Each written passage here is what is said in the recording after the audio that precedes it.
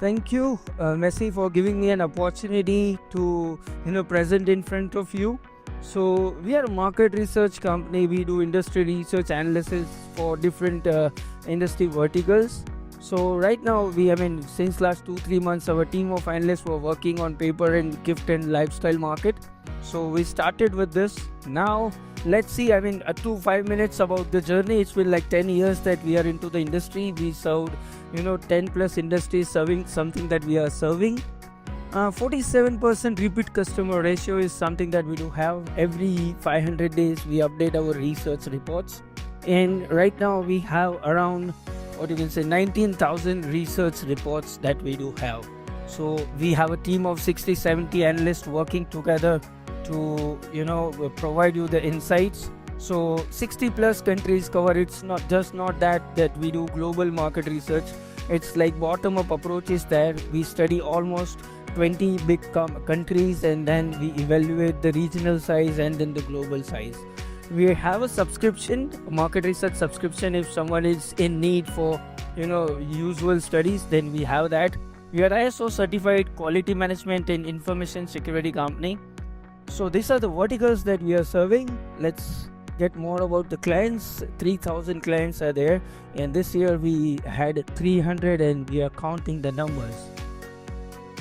So why market research, right? So we need to know the market size. How big is the market, right? So if the market size is having a huge opportunities there in the market, then it is worth to enter into that space. So sizing is pretty much important. Apart from that, the growth rate, at what growth rate the market is growing. If the market is growing at a high growth rate, then you will be having benefited from the same, right? If it is declining, if it is stagnant, then it is tough to get 12, 14, 16% return on our investments. So market forecasting, we are using different methodologies, statistical tools to analyze the next 5 years projections. And then the competition, you need to know the local competition, local pricing, what are the local trends which are going around. As we are living in different cultures, the cultural aspects are also considered while forecasting the things. Many countries have different trends emerging, right? So that is something that we are coming up in on our research reports. So these are the media citations that we do have. We've been featured in Forbes, Business Line, and all of this different media centers have covered us. Now in terms of stationery, what all we covered. So since last 3-4 months, our 12-15 analysts are constantly working on this, and then we try to cover as much as we can. So it's like notebooks, printing papers, loose leaf papers, diaries in generals. So these all categories has been covered by us. In writing, we evaluated ball pens, gel pens, fountain pens. So each subcategory level market data is something that we prepared, and then we topped the same to the regional and then the global market size. So all of 47 categories has been analyzed by us. Now the market size. How big is the market? Stationery itself is $160 billion market, out of which the paper-based products are 74.86 billion in 2023. The numbers are in USD billion 2023. Then art and craft is growing at fast rate when compared with the other two categories. Writing instruments 33 billion, and then others. So within this paper-based products, we did the printing and paper copies, notebooks, loose leaf papers, diaries and journals, and then others. In writing instruments, we have pen, pencil, highlighters and markers, and others. So in art and craft, which is growing at bit faster than the other two markets, they are at painting and drawing, arts and craft tools, kids craft, and paper craft. So that is how we segmented the market. We try to cover all those, almost all the aspects.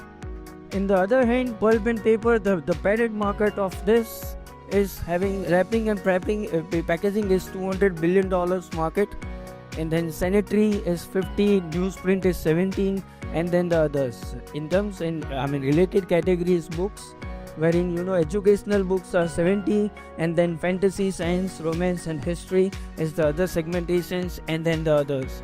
In school bags we try to divide the same in backpacks, laptop, messenger bags and all that. So this is the market size information, the current size. The growth rates are different in different markets. Now in others, it's not just that we just given others we calculated calculators, pouch, erasers, pencil sharpeners, and all this 57, 58 categories has been analyzed by us.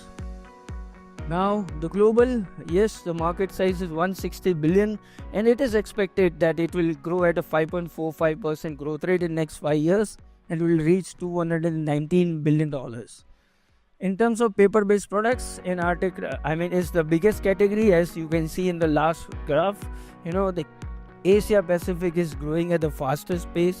Again, it's bigger, I guess, yes. And because of the population, China and India is having huge population, and among the categories, kids craft and these are growing pretty faster rate. So Middle East, yes, everyone was curious about the Middle Eastern market, how big it is.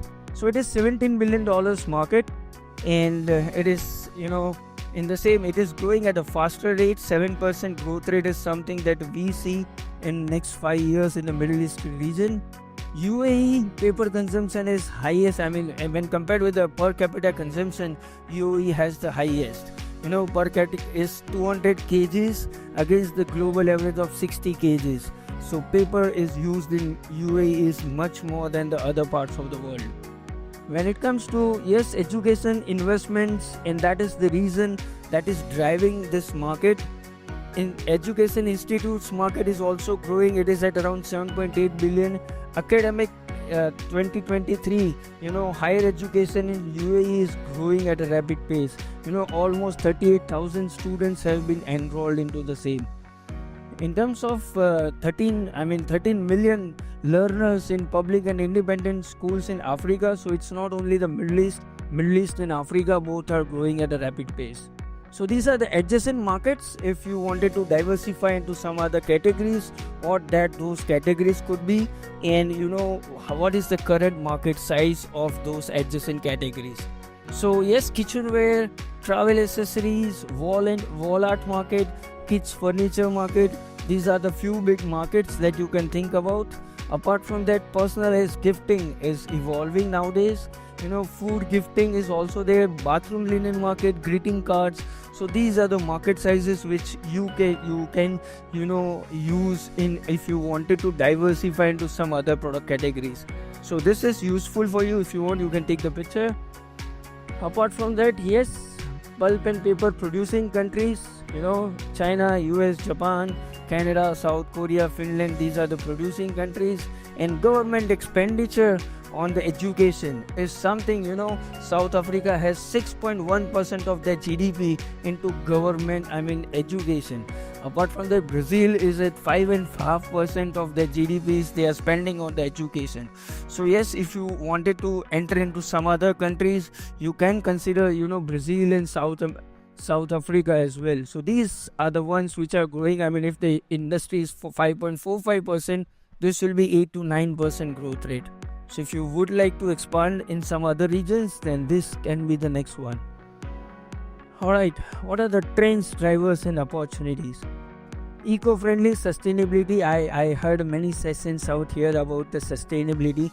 So yes, sustainability is something which is driving this paper and stationery industry. E-commerce and subscription services, the local subscription to the schools or to the children, that is something which is happening in some parts of North America and Europe.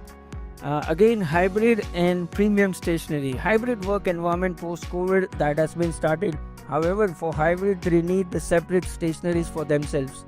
Again, the premium one, premiumization. I've seen many booths out there. They are producing the premium product categories and diaries.